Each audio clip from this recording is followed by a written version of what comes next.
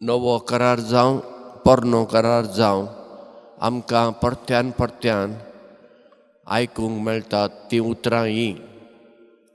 गर्विश्टांक देव सकयल उडयतलो, खालत्यांक उंच उबारतलो. आनी हेंच चिंतप आयच्या पयल्या वाचपांत सोफोनियस प्रवादाच्या पुस्तकांत आमकां आयकूंक मेळ्ळें. कोंकणीन सोफोनियस, इंग्लिशींत झेफनाया प्रवादी. तो प्रवादपण करून इस्रायल परजेक म्हणटा, गर्वान भरलें तुमचें शार जेरुजलेम, ताचो नाश जातलो. कोण आपणाक व्हड म्हूण समजता तांचो नाश जातलो, पूण देव खालत्यांक राखतलो आनी सांबाळटलो. जें कितें सोफोनियस प्रवाद्यान जेजू जल्मोवच्या आदींच सांगलेलें आज आमकांय लागू जाता. आमी आमच्या जिवितांत गर्व घेवन जियेता. कांय जाणांक आपणाच्या जल्माचो गांव व्हडलो कसो दिसता आनी दुसऱ्यांचो ल्हान कसो दिसता. आमी गोंयकार, आमी मुंबयकार, आमी मंगळूरकार आनी कसले कार. असल्यांक देव सकयल मारता. कित्याक गर्वान आमी भरूं नये आनी दुसऱ्यांक ल्हान करूं नये. हांव बरो म्हणपाक तूं खोटो म्हणची गरज ना. कोणाक आपल्या जाती वयल्यान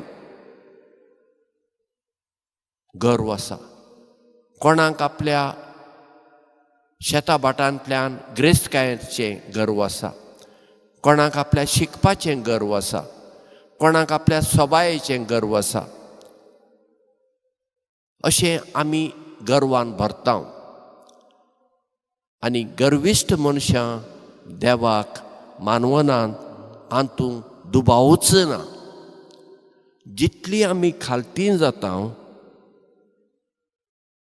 तितलो देव आमच्या आदाराक येता, आमकां तो उंच काडटा. आमचें व्हडपण देवा थावन येता, कित्याक आमी ताचीं भुरगीं.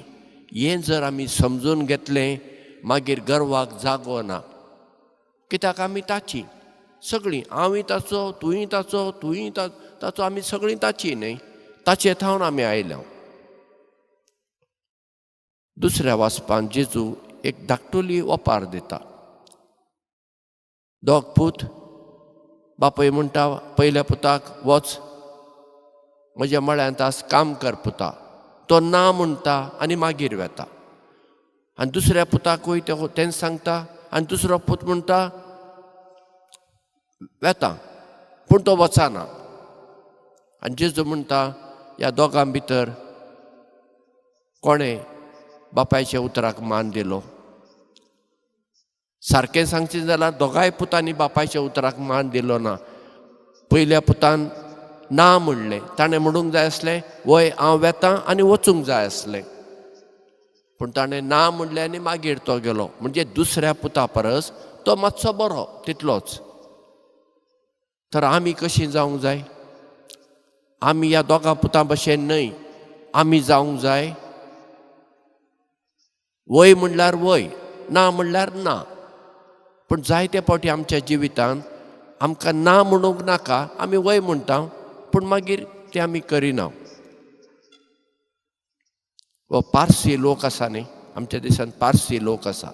मुंबय, पुण्यांत, गुजरातांत गेल्यार भोव थोडो लोक. तो लोक इतलो प्रामाणीक, तुका एक उतर दिल्यार तें उतर मोडिना. तुवें जर म्हणलें हांव तुका मंगळारा दिसा चॅक दितां, तो मंगळारा दिसा तुका चॅक दितलो. आनी जर तुवें ताका उतर दिलां हांव मंगळारा तुका तुजें दुडू फारीक करतलो, तें मंगळारा करूंकूच जाय, नाजाल्यार ते मागीर तुजेर विस्वास दवरिना.